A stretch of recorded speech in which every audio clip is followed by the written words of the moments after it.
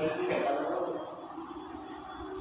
ऐसा हम करते अपने चैट का फुल करते और जगह फ्री फंड में सिचुएशन दे रहा है, मेहनत मैं कर रहा हूँ, सिचुएशन तू दे रहा है। बाद में पता चला ये लेक्चर मैं अभी लेक्चर डाल रहा हूँ तो कॉपीराइट आ रहा है। ये लेक्चर कैसे लगे हुए हैं इधर नहीं मैं समझ रहा है।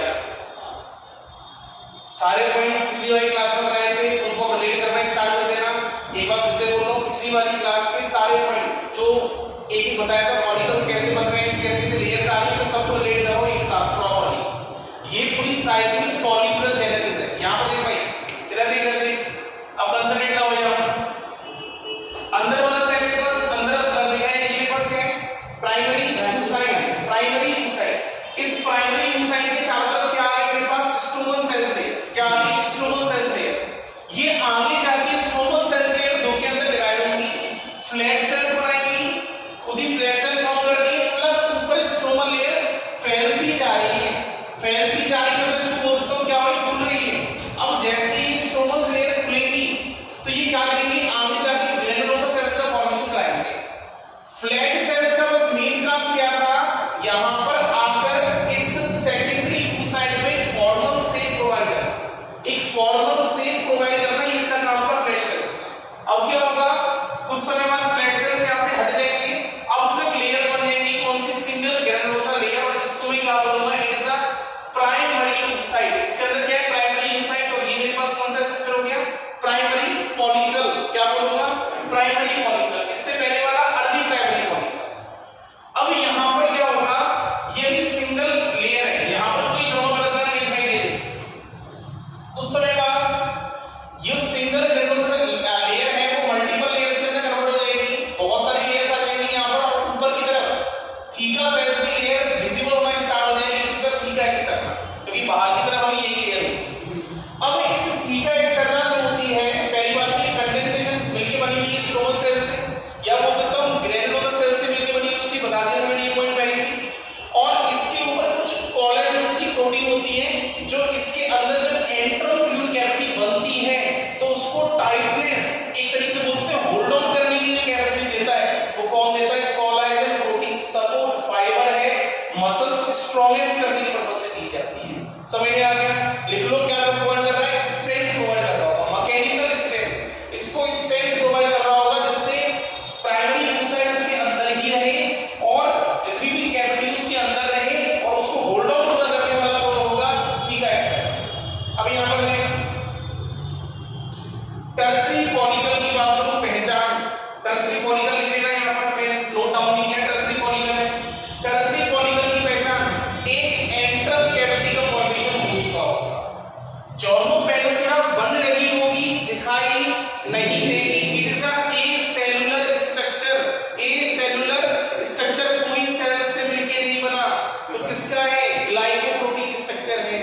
समझ में आ गया। अब यहां पर देख कैसा है, मेरे पास एंट्रल कैविटी दिखाई दे रही है, टर्सरी फॉलिकल की बात कर रहा हूं।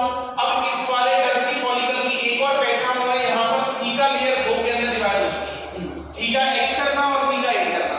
जितना बड़ा साइज होता जाएगा, जितना थीका बनेगा, उतना ही एस्ट्रोजन बनता जाएगा। अब यहां पर एस्ट्रोजन बढ़ गया।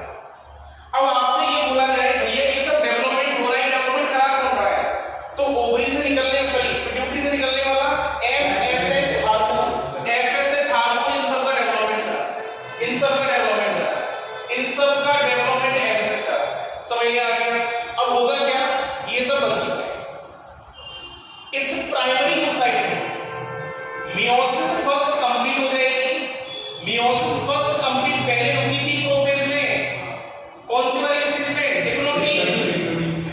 प्रोफेज भी कंप्लीट हो गई, मेटाफेज, मियोसिस फर्स्ट पूरी तरीके से कंप्लीट हो गई।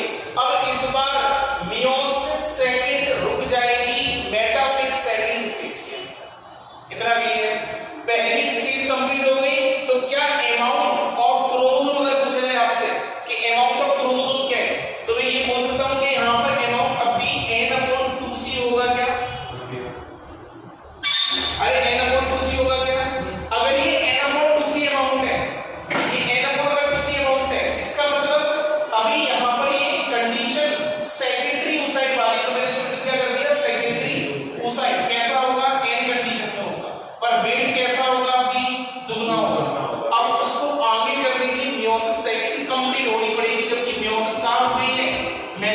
Secondary Y due to MPF due to मतलब मेटाफेज प्रोमोटिंग फैक्टर के कारण वहां पर जाके स्टॉप हो गई। इतना क्लियर?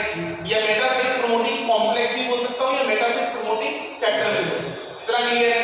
यहां तक कोई डाउट है? अब यहां पर डेवलप करेगा अंदर की एंथ्रम कैविटी बढ़ती जाएगी बढ़ती जाएगी बढ़ती जाएगी। सेकेंडरी oocyte कुछ नीचे की तरफ आता जाएगा आता जाएगा आता जाएगा। सेकेंडरी oocyte नीचे आ गया, एंथ्रम कैविटी का साइज मैक्सिमम हो गया।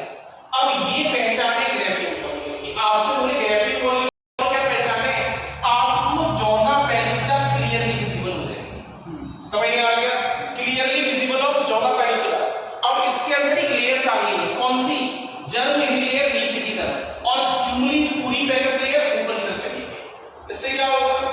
उस टाइम में मैंने नीचे बताई थी इसी के दो रूप है। ये जर्म हिल नीचे वाली है, क्यूमुली पूरी फेकस ऊपर वाली है।